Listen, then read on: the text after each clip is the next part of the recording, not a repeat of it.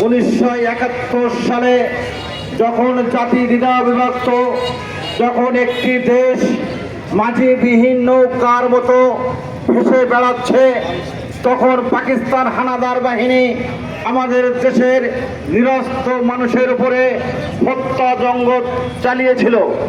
ঠিক সেই মুহূর্তে রাষ্ট্রপতি, এই দলের প্রতিষ্ঠাতা chairman major general Ziaur Rahman তখন চট্টগ্রাম কালুরঘাট বেতার কেন্দ্র থেকে তিনি ঘোষণা করেছিলেন মহান স্বাধীনতা যুদ্ধ।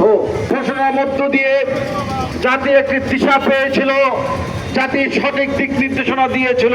দীর্ঘ 9 মাস আন্দোলন সংগ্রামের ভিতর দিয়ে এবং 30 লক্ষ শহীদের বিনিময়ে আজকের এই স্বাধীনতা।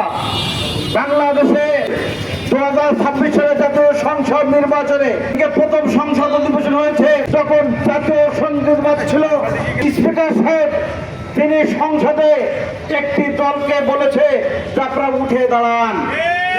আজকে যারা এই পতাকা চায়নি, যারা আজকের এই স্বাধীনতা চায়নি, আজকে এদের মানচিত্র চায়নি, তাদের কাছে দেশ নিরাপদ নয়, সেটাই প্রমাণ করে দিয়েছেন বিগত 12 ফেব্রুয়ারি নির্বাচন।